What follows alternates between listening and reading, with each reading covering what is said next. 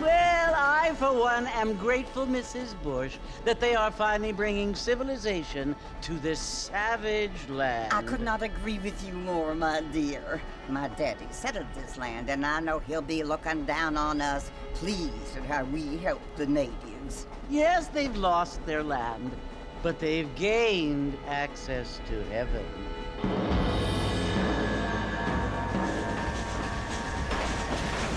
But, Father, do you mean unless an innocent receives communion, they're destined to go to hell? That hardly seems fair. What I mean to say, Jenny, is that there is a great deal of difference between an innocent and a savage. I never thought of it that way. Yes, they lived like animals, but they're happier now.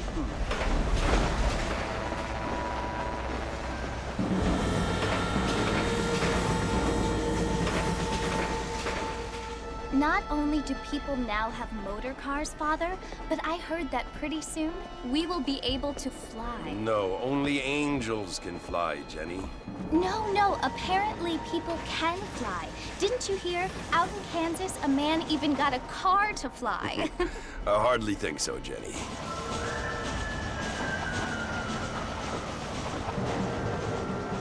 Apparently, Mr. Johns wants to run for governor, which is why he's so concerned with cleaning up the state. Nate Johns. Yes. His family is nothing but hillbilly trash that came here after the war. I don't want to be judgmental, but this state should not be ruled by such a disgusting family. A family without class. Apparently. The Johns family have made a lot of money, and he has a lot of friends in politics. Mrs. Bush, money isn't everything. There are many things that money cannot buy. It seems that money can buy voters, though.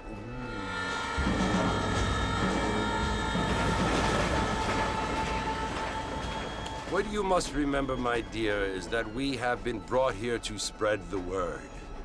And the word and civilization, they are the same thing. They are the gifts. It is the opportunity we have, the chance to live among people who are decent and who do not kill each other, and who let you worship in peace. It's so confusing, Father. Sometimes I find it impossible to make the distinction between a loving act and a hateful one. I mean, they often seem to be the same thing. Yes, Jenny, it is confusing. But you only have to ask me if you need help. Indeed. Well, here we are, Mrs. Bush. Armadillo.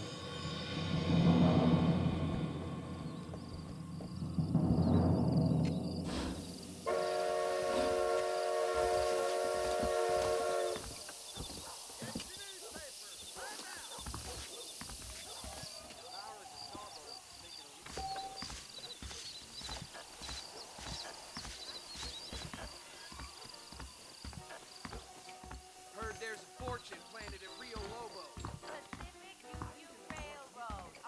Don't feel too good. We live in times of great change. Most of them are not fit. How you doing? Mr. Marston! Mr. Marston, over here!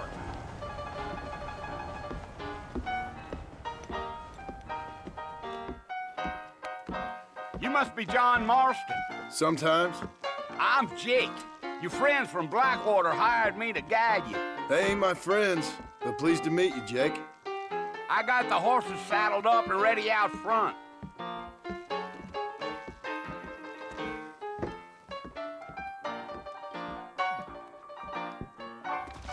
Utah nonsense.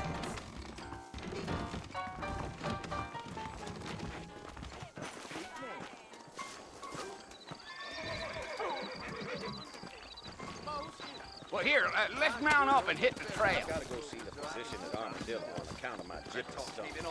I ain't much of a fella for gossip. Take it slow on the way out of town. No need to kick up a lot of dust.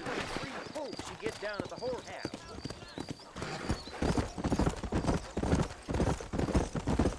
Whoa now.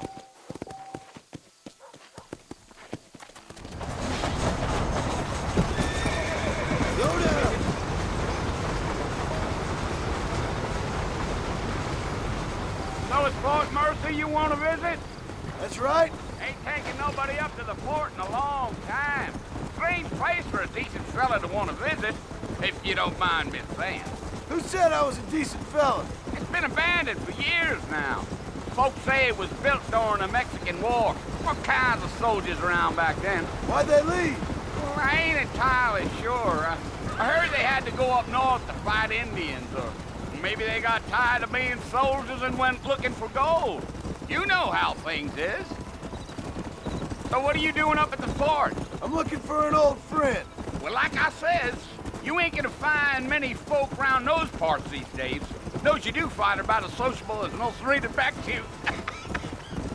I mean, I ain't one to judge a man by the company he keeps, but... Well, he ain't been friends for a long time.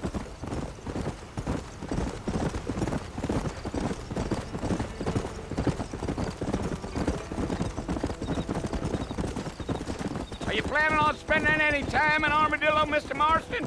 I doubt it. I ain't planning on staying very long. Well, if you're fixing for some female company, you can do a lot worse than Armadillo. Fine as cream gravy they are. Not like Thieves Landing. Dang, those girls ain't even fit for a drinking man to hole up with. I'm a married man, I'm afraid.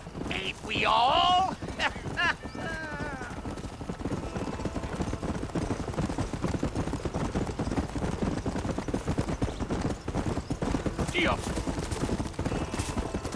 Yeah, so it was the marshal who hired me. Lee Johnson, do you know him? I think I heard his name. Says he got a telegram from some Blackwater big bugs asking for a guide. I guess it's none of my business. That's right.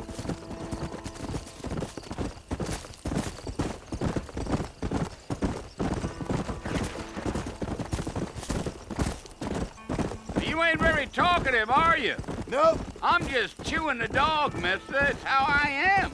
I don't mean nothing by it. Trust me. There's things you're better off not knowing.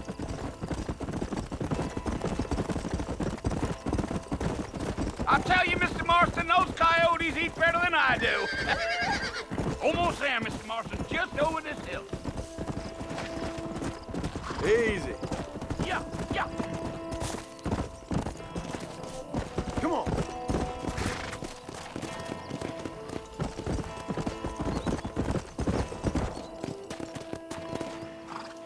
Listen, mister. This here is what's left of Fort Mercer. Some gang rode in and took the place over. So I understand. This is where we part ways, friend. You have yourself a good time.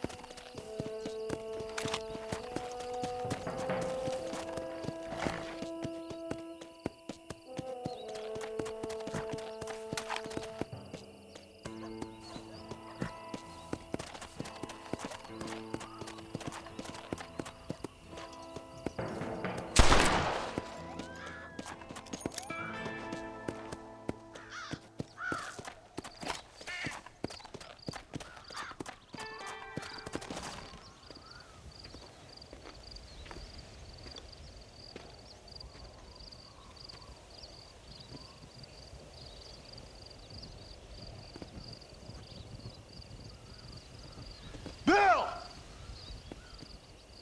Bill, I've come for you! Bill Williamson! Come out here right now! Go away now, John. Don't make me kill you. Nobody needs to kill anyone, Bill. You must think I was born yesterday. You always did think I was an idiot. That ain't fair, Bill. You were as my brother. I've come to try to save you. Oh. Do I look like I need saving? Bill, please. They want to kill us all. I can help you. Well, you never tried to save me before. You only seemed to save yourself. Bill, I implore you think about this. You implore me? You implore me. You always were one for fancy words. Oh. Well, things are different now, John. Now I'm in charge! No more Dutch! And no more you. Implores. I implores you to go back and tell them to send someone just a little bit more impressive next time. Well? Oh. Poor John.